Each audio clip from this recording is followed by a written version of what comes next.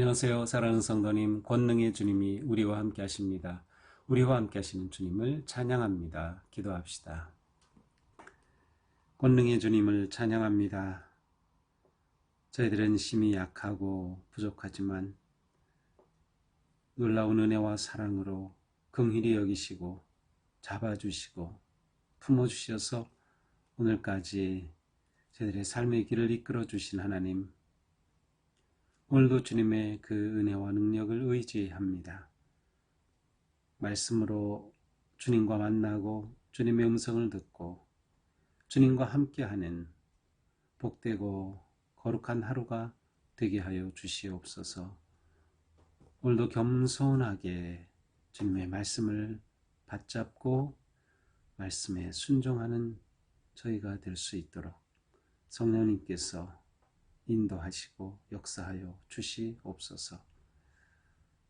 저희들은 오직 주님만을 의지하고 바라보며 또 말씀을 감사하고 기뻐하며 말씀을 즐거움으로 따를 수 있도록 함께하여 주시옵소서. 예수님 이름으로 기도합니다. 아멘. 오늘 말씀은 다니엘 4장 19절에서 마지막 37절입니다. 벨드사살이라 이름한 다니엘이 한동안 놀라며 마음으로 번민하는지라 왕이 그에게 말하여 이르되 벨드사살아 너는 이 꿈과 그 해석으로 말미암아 번민할 것이 아니니라. 벨드사살이 대답하여 이르되 내 주여 그 꿈은 왕을 미워하는 자에게 응하며 그 해석은 왕의 대적에게 응하기를 원하나이다. 왕께서 보신 그 나무가 자라서 견고해지고 그 높이는 하늘에 닿았으니 땅 끝에서도 보이겠고 그 잎사귀는 아름답고 그 열매는 많아서 만민의 먹을 것이 될 만하고 들짐승은 그 아래에 살며 공중에 나는 새는 그 가지에 깃들었나이다.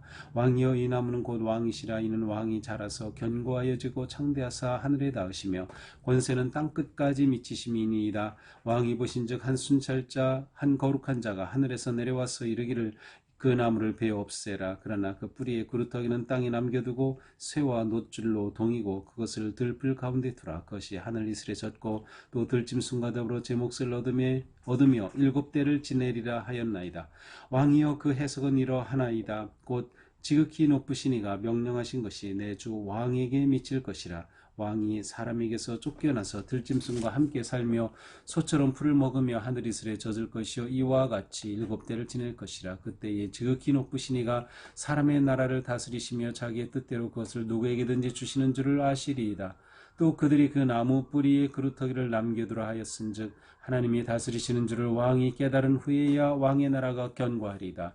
그런즉 왕이여 내가 아뢰는 것을 받으시고 공의를 행함으로 죄를 사하고 가난한 자를 긍휼히 여김으로 죄악을 사하소서. 그리하시면 왕의 평안함이 혹시 장구하리이다 하니라. 이 모든 일이 다 나 느부갓네살 왕에게 임하였느니라. 12달이 지난 후에 내가 바벨론 왕궁 지붕에서 거닐새 나 왕이 말하여 이르되 이 큰 바빌론은 내가 능력과 권세로 건설하여 나의 도성으로 삼고 이것으로 내 위엄의 영광을 나타낸 것이 아니냐 하였더니 이 말이 아직도 나 왕의 입에 있을 때에 하늘에서 소리가 내려 이르되 느부갓네살 왕아 내게 말하노니 나라의 왕위가 내게서 떠났느니라. 내가 사람에게서 쫓겨나서 들짐승과 함께 살면서 소처럼 풀을 먹을 것이요 이와 같이 7대를 지내서 지극히 높으신 이가 사람의 나라를 다스리시며 자기의 뜻대로 그것을 누구에게든지 주시는 줄을 알기까지 이르리라 하더라.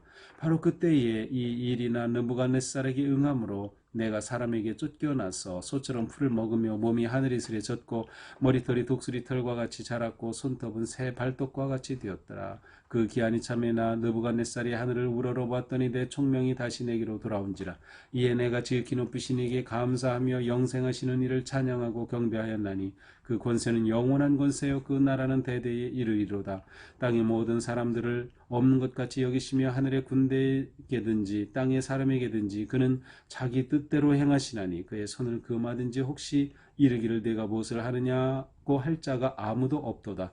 그때에 내 총명이 내게로 돌아왔고 또 내 나라의 영광에 대하여도 내 위엄과 광명이 내게로 돌아왔고 또 나의 모사들과 관원들이 내게 찾아오니 내가 내 나라에서 다시 세움을 받고 또 지극한 위세가 내게 더하였느니라.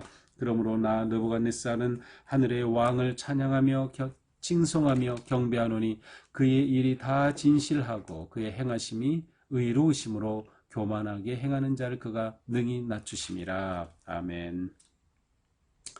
네, 꽤 긴 말씀인데요. 자, 이제 어제는 벨드사살이 벨드사살이 아니라 이 느부갓네살이 꿈을 꾸었어요. 그래서 그 꿈을 다니엘에게 이제 이야기하면서 이제 해석하기를 요청하였죠.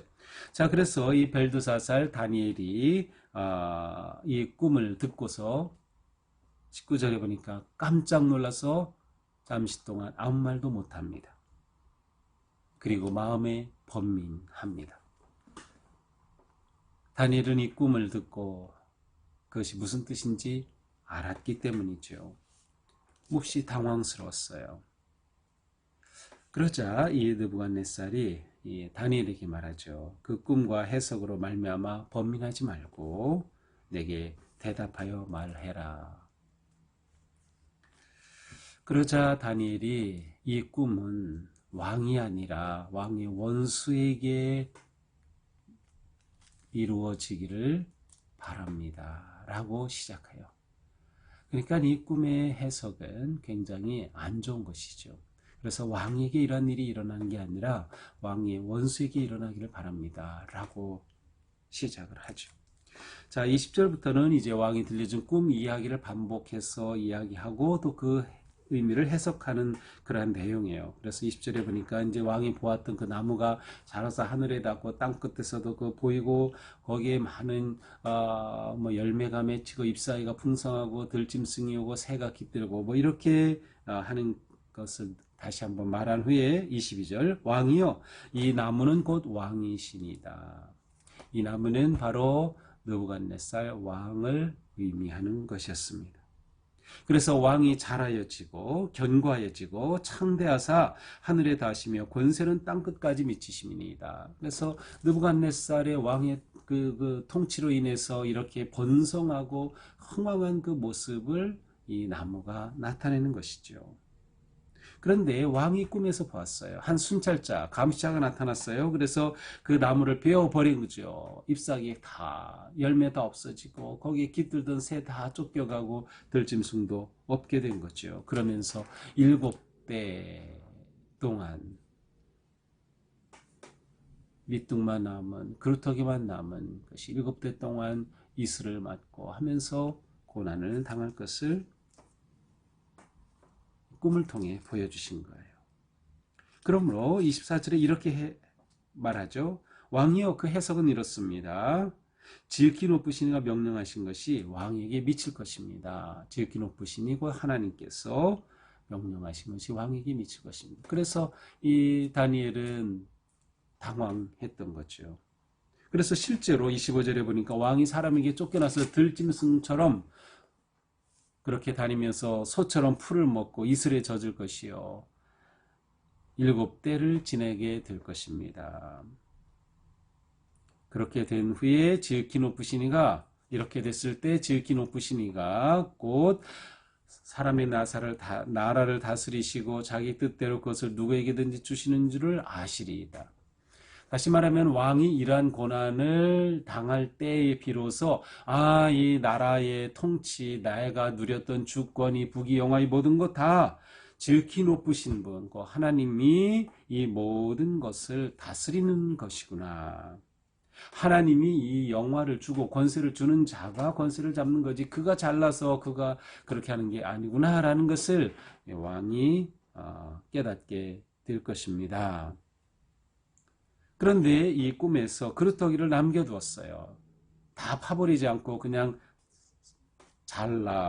위에만 잘라버린 거죠. 자, 이렇게 남겨두라 하였은즉 26절 하나님이 다스리시는 줄을 왕이 깨달은 후에야 왕의 나라가 견고하리다. 소망이 있는 거예요. 하나님이 다스리심을 왕이 깨닫게 되면 그때 하나님께서 회복시켜 주신다는 거예요. 다시금 그루터기에서 싹이 나는 이미지죠. 왕의 나라가 다시금 견고하게 될 것입니다. 그런즉 27절 이것은 바로 꿈을 해석하면서 왕에게 주는 하나님의 사람 다니엘의 권고, 충고입니다. 뭐라고 합니까? 왕이여 내가 아뢰는 것을 받으시고 지금 이렇게 해석하는 거 다 들으셨죠? 공의를 행함으로 죄를 사하고 가난한 자를 긍휼히 여김으로 죄악을 사하소서. 그리하시면 왕의 평안함이 혹시 장구하리이다.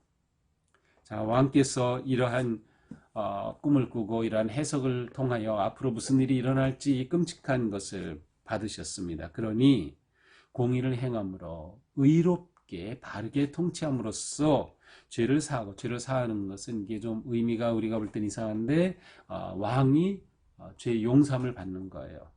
왕이 지금 교만하게 되고 지금 하나님을 무시하고 자기가 잘난 줄 알고 자기 권세를 부리고 자기 영화를 자랑하고 자기밖에 모르는데, 그래서 하나님께서 그를 심판하시는 것인데, 왕이 지금 정신 차리고 공의를 행하면, 그리고 가난한 자를 긍휼히 여긴다면 혹시 죄의 사함을 받을지도 모릅니다. 그리하시면 왕의 평안함이 혹시 장관이다. 다니엘도 하나님께서 그렇게 해 주신다라고 딱 확증적으로 말하진 않아요. 이렇게 하면 하나님께서 혹시 벌하시려던 계획을 취소하시고 이 왕의 영화를 장구하게 해 주실지 모릅니다. 자, 그렇게 되면 어떻게 해야 됩니까? 왕은 이 다니엘의 말대로 선행을 하고 가난한 자를 돌보고 정의롭게 공의롭게 다스려야 했습니다. 그런데 왕은 그러지 않았어요. 28절, 이 모든 일이 다 나 느부갓네살 왕에게 임하였느니라. 자, 이제 28절부터 33절 사이에서 이 나라고 하는 단어를 우리가 좀 조심해서 봐야 돼요. 왜냐하면 여기서 우리 성경처럼 모든 일이 다 나 느부갓네살, 그럼 이 느부갓네살 왕이 지금 말하는 것처럼 되는데 실제로 문법적으로는 그렇게 가능한데 의미적으로 번역하면은 이제 새 번역처럼 번역하게 되는 거죠. 그래서 나를 빼고 번역해야 돼요. 그러니까 이 모든 일이 다 느부갓네살 왕에게 임하였다. 그러니까 이렇게 꿈을 해석한 대로 이것은 일종의 계시가 되었어요. 예언이 되었어요. 그래서 이 예언한 대로 왕에게 그대로 이루어졌다라는 말이죠. 얼마 후에 29절에 보니까 12달이 지난 후에, 자, 그러니까 12달 동안 하나님은 기회를 주신 겁니다. 느부갓네살이 돌아올 것을. 그것이 다니엘의 입을 통해서 선포된 예언이었습니다.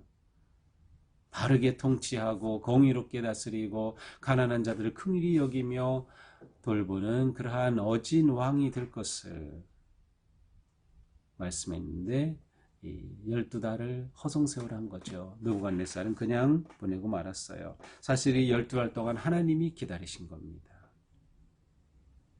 그런데 느부갓네살은 불행하게도 이 소중한 때를 다 놓치고 말았습니다. 12달이 지난 후에 내가 바벨론 왕궁 지붕에서 거닐세. 여기에서도 내가라고 되어 있지만 거기에 이라고 되어 있는데 보면 그가라고도 돼요. 그래서 그가로 보는 것이 우리가 더 이해하기 쉽습니다. 그러니까 느부갓네살 왕에게 예언대로 실제로 하나님의 심판이 임했고 그것은 12달 후에 일어났다. 그것은 느부갓네살이 왕궁 지붕 위에서 거닐 때였다. 그때 왕이 어떻게 하고 있었습니까? 30절 보니까 교만에 빠졌어요. 그래서 혼잣말로 말합니다. 야, 이 큰 바벨론을 봐라. 내가 능력과 권세로 건설했다. 나의 도성이다. 이것으로 내 위엄의 영광이 나타났다. 뭐 이렇게 교만에 빠졌어요. 사개 스스로가 이렇게 말하는 겁니다. 바로 이 왕의 말이 아직 입에서 떨어질 때 하늘에서 소리가 내렸어요. 느부갓네살 왕아, 내게 말하노니 나라의 왕위가 내게서 떠나리라. 다니엘이 예언했던 그 계시가 드디어 그 순간 임하게 되는 것입니다. 네가 사람에게서 쫓겨나서 들짐승과 함께 살고 소처럼 풀을 먹을 것이고 7대를 지날 때까지 그렇게 될 것이다. 그리고 7대를 지나서야 질키 높으신 이가 사람의 나라를 다스리며 자기의 뜻대로 그것을 누구에게든지 주시는 줄을 알기까지 이룰 것이다. 그래서 정말로 다니엘의 말대로 이 모든 일이 느부갓네살에게 임하였어요. 그래서 느부갓네살은 왕권을 빼앗겼죠. 그리고 쫓겨났죠. 그리고 7대 동안, 그 기간은 정확하지 않아요. 얼마 동안인지. 그러나 7대 동안 충분한 기간 동안 그는 이 고난을 받으면서 깨달은 겁니다. 하나님이 모든 것의 주인이시다. 왕권도 하나님의 것, 자기가 누리던 영화, 권력 모든 것 하나님의 것이라는 것을 깨닫게 된 거죠. 이렇게 되기까지 느부갓네살은 머리가 계속 자라가지고 머리털이 독수리털 같이 됐고 손발톱은 독수리의 손발톱처럼 그렇게 됐다. 자, 드디어 7대가 지났습니다. 34절 그 기한이 참에 느부갓네살이 깨달았죠. 그래서 그 기한이 참에 느부갓네살이 하늘을 우러러 봅니다. 겸손해졌어요. 내 총명이 내게 다시 돌아온지라. 여기서는 이제 느부갓네살이 자기가 말하는 겁니다. 그래서 내 총명이 내게로 다시 돌아왔다. 하나님을 우러러 볼 때, 겸손해졌을 때 총명이 다시 돌아왔어요. 회복되는 거죠. 그래서 높으신 이에게 감사하고 영생하시는 하나님을 찬양하고 경배합니다. 그 권세는 영원한 권세요. 그 나라는 대대 이르리로다. 땅의 모든 사람들을 없는 것 같이 여기시며 하늘의 군대에게든지 땅의 사람에게든지 그는 자기 뜻대로 행하시나니 그의 손을 금하시든지 혹시 이르시기를 네가 무엇을 하느냐고 할 자가 아무도 없도다. 하나님의 그 권위와 권능과 높으심과 크심과 그 능력과 다스리심을 이 느부갓네살이 인정하고 찬양하게 된 것입니다. 그때 그는 총명이 돌았어요. 앞에서 어제 본문에서 그가 정신도 이상해질 거라 그랬죠. 근데 그 총명이 다시 돌아왔고 36절에 보니까 위엄과 광명이 다시 돌아왔고 모사들과 관한 신하들도 다시 돌아왔고 그래서 그 나라가 다시 세움을 받고 그의 그 왕의 권위를 다시 한번 회복하게 됩니다. 그래서 복권된 셈이죠. 하나님께서 복권시켜 주셨어요. 그러므로 나 느부갓네살은 하늘의 왕을 찬양하며 칭송하며 경배하노니 그의 일이 다 진실하고 그의 행하심이 의로우심으로 교만하게 행하는 자를 그가 능히 낮추심이라. 다시 한번 하나님을 경배하고 칭송하며 하나님이 어떠한 분이신지 하나님의 의로우심, 하나님의 선하심, 교만한 자를 하나님께서는 낮추신다. 라고 선언합니다. 자, 이것이 오늘의 말씀이죠. 자, 오늘 말씀을 보면서 무엇보다도 역사는 하나님의 계획과 주권이 실현되는 무대입니다. 이것이 우리가 가지고 있는 역사의식 아주 중요한 부분이에요. 우리가 살아갈 때 나라의 역사, 나 개인의 삶, 인류의 역사는 하나님의 뜻이 성취되고 하나님의 주권이 나타나는 무대입니다. 따라서 우리의 바른 신앙의 삶은 뭐예요? 역사의 무대에 하나님이 왕이 되시도록 하는 겁니다. 역사의 무대에 하나님이 주인공이 되셔야 돼요. 내가 역사의 주인공이 되는 게 아닙니다. 하나님이 역사의 주인이 되시는 거죠. 하나님의 계획과 주권은 역사를 통해서 이루어지기 때문입니다. 하나님은 나라와 모든 권세를 주관하신다. 따라서 하나님을 인정하지 않는 모든 교만과 악은 하나님께서 물리치신다는 것입니다. 그러므로 우리는 하나님의 주권과 역사를 인정해야 합니다. 내 삶에서 인정하고 우리 교회에서 인정하고 사역에서 인정하고 내 모든 영역 속에서 하나님의 역사와 주권을 인정해야 돼요. 인정한다는 것은 무엇이에요? 겸손해진다는 것입니다. 그리고 하나님의 다스리심에 순종한다는 것입니다.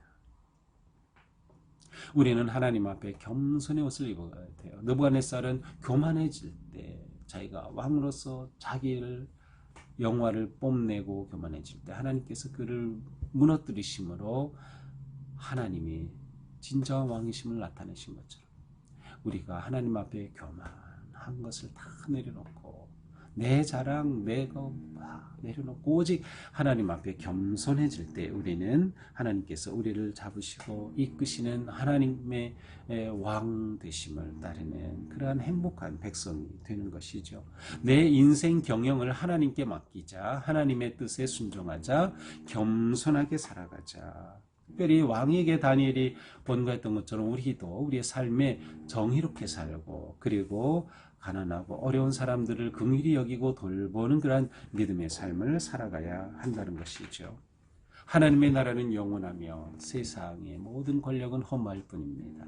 우리는 오직 하나님의 영광을 찬양하고 추구하며 하나님께 영광을 돌리는 그런 귀한 삶, 승리의 삶을 살아야 할 것입니다. 오늘도 그러한 삶 되기를 축복합니다. 기도합시다. 하나님 감사합니다. 오늘도 저희들에게 새날을 주셔서 하나님께서 우리를 통하여 일하시고 하나님의 뜻을 이루실 역사의 무대를 열어주시니 감사합니다.